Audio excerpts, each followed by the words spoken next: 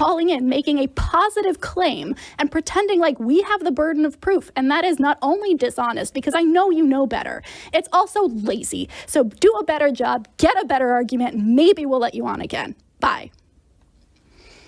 All right. Bam. That's it. That's the show. Skeptic Generation is live right now, so if you do want to call in, Oh gosh, I'm sure they will. They're ready to have you.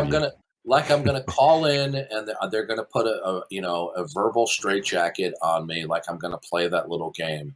The last time I called in with Eric Permboy Murphy, he refused to let me get my question out.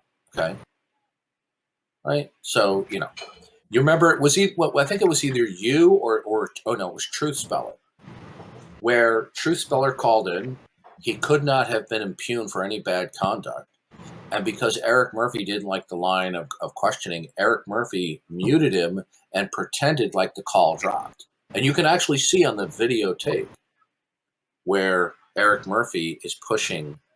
You can't see his hand pushing the button, but you can see he looks down toward the button. You can see his arm gesture and then pull away from pushing the mute button. And then he goes, "Oh, did we lose him?"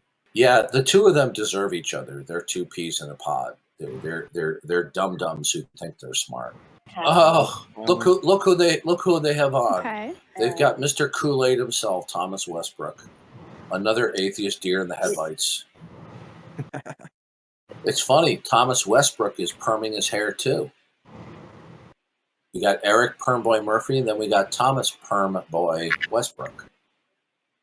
If you want to take a look, just go over to Skeptic Generation. Don't you mean So, schoolgirl? Jrobin, why don't you call in? One of you guys call in to Skeptic Generation and ask them, why would you be skeptical of anything when you don't believe in God, nor is anything else identifiably absolute to dictate what cannot be?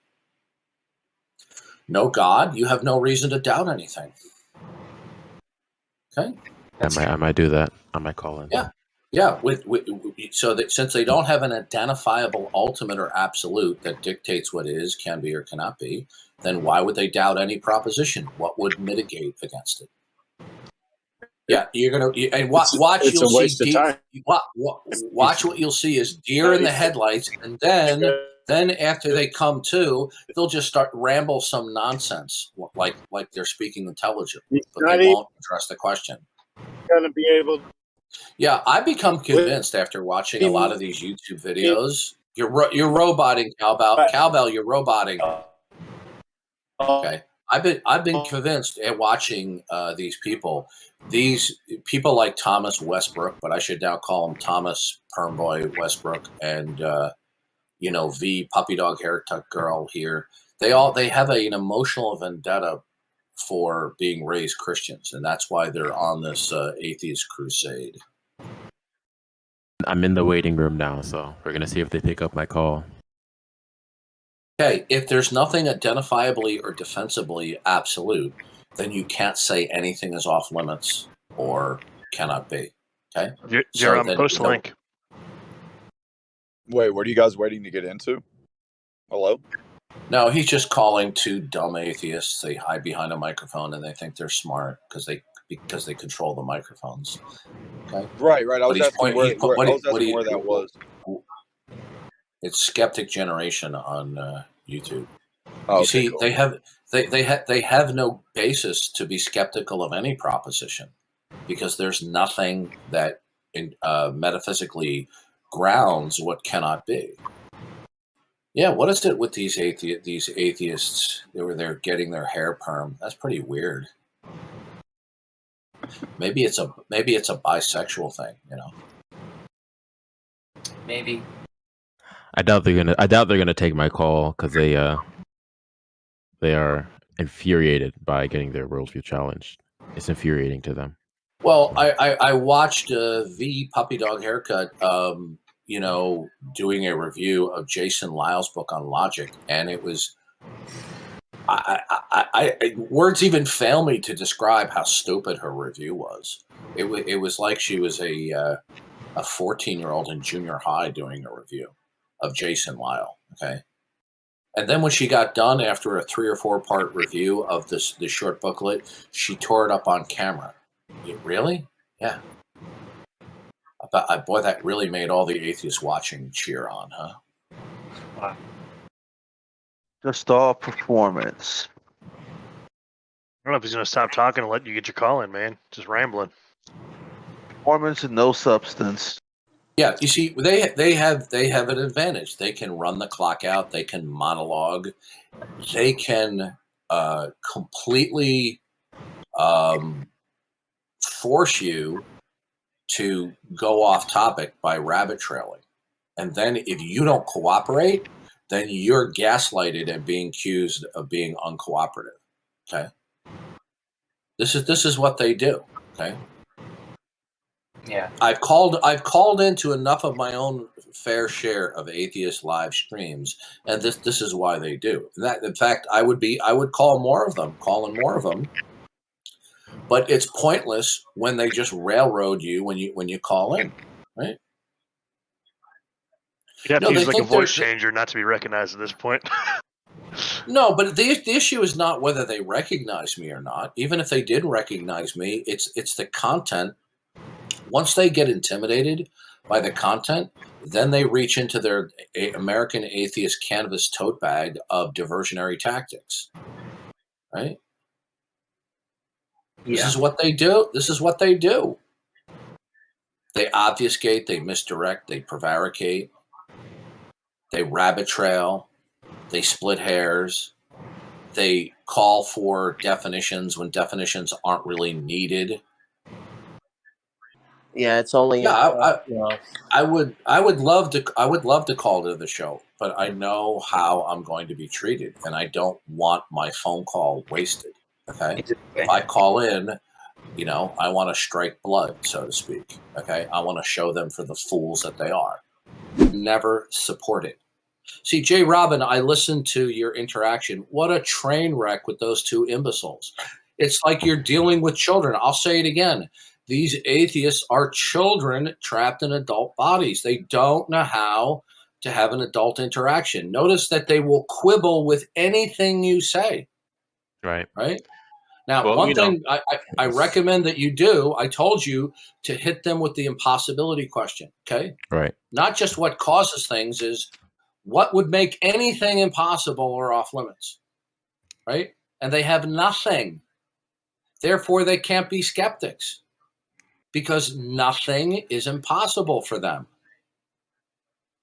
Okay? Not defensively, at least. No, not defensively. Yeah, that's what I mean. Yeah. In a world without God, where God doesn't reveal Himself that He's Creator and things exist in terms of His plan, His redemptive plan of human history. Okay. Then when they assert what is, can be, and cannot be, there's simply no grounds for it. Okay? And you know what? As I predicted, they just gave you the verbal runaround when you call it. Now, can you imagine if the two of them were in here? Exactly. And that's exactly it. Can you imagine if they were in here and we appointed a ruthlessly neutral moderator? How they would get eviscerated, the two of them combined, is because they don't have the control of the microphone. They don't have control where they can rabbit trail ad infinitum. Okay. And what we need to get is people like Matt Dillahunty, Eric Murphy on these neutral ground where we can debate them. Have you determined what's ultimate? That's not God.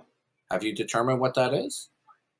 Now, imagine I asked that question, Jrobin, of the Puppy Dog Haircut and Thomas Permboy Westbrook, the community college lecture monologue, thinking they're philosophical genius atheists, wasting time.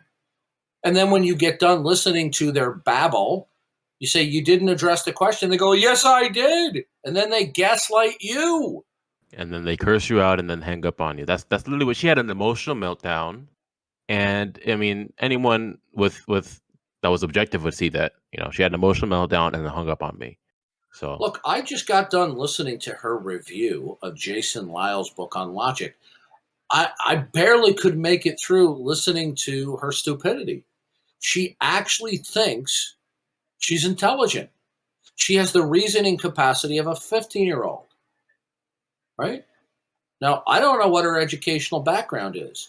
She seemed to suggest she had some level of collegiate learning.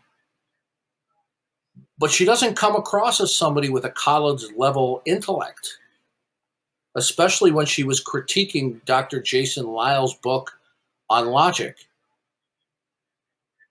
How much you want to make a bet if we were to set up an appointment for the LeBlanca to go toe-to-toe with Dr. Jason Lyle about the book?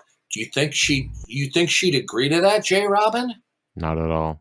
No, she wants to unzip her pants and defecate on Jason Lyle's, book on logic, right? And the funny thing is, she said about him, "Oh, you have a PhD in astronomy, but you don't have a PhD in logic. You're not in a position to be commenting on logic." Well, then neither are you. It's a bunch of double standards, a bunch of hypocrisy.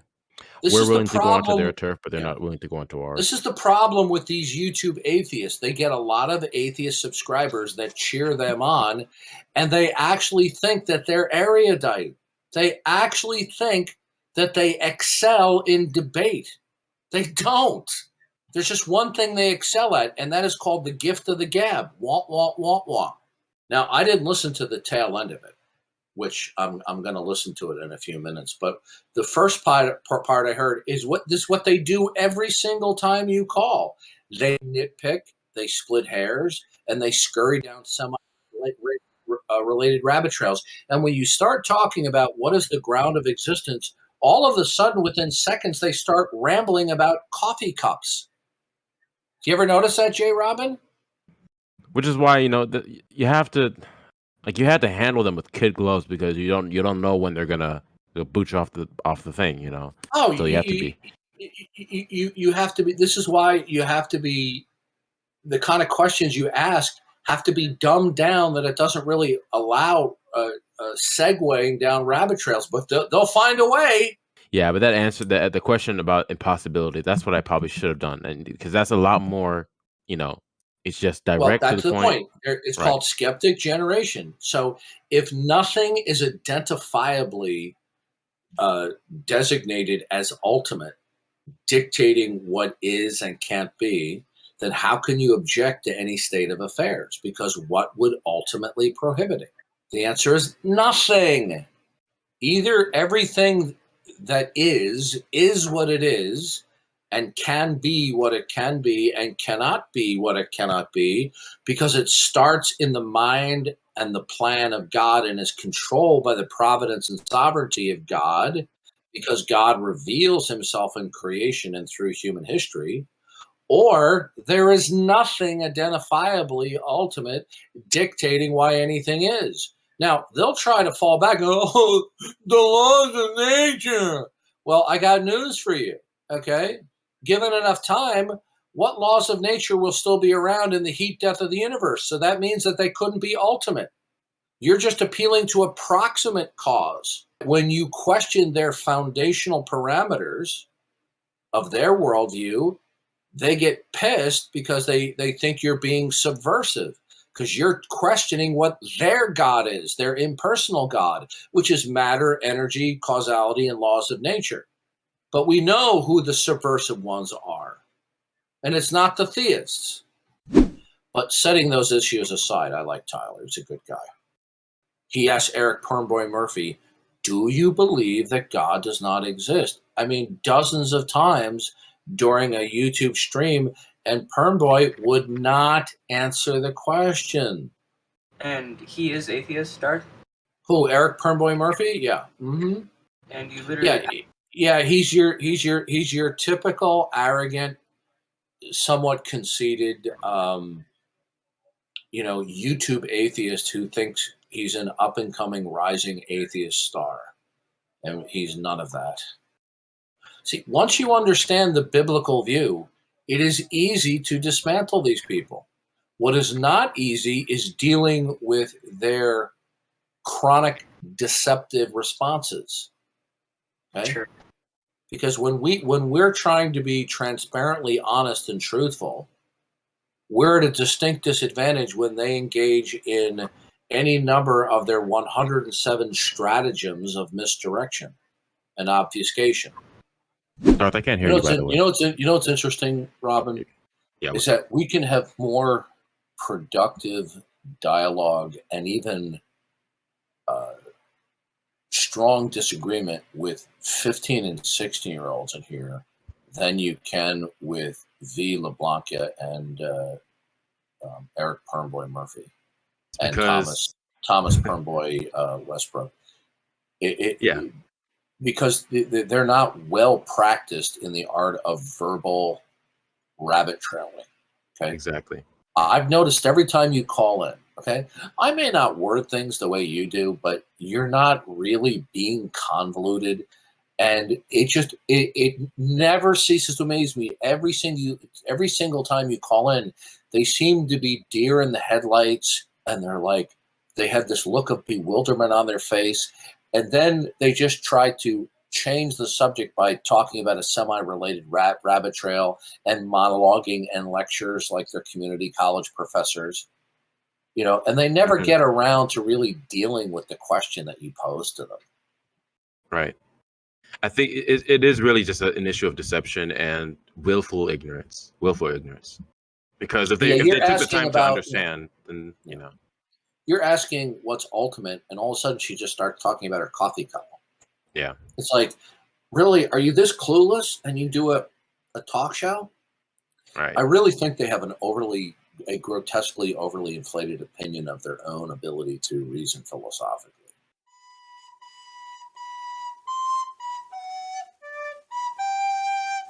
By the way, did you get that, Tom Rabbit?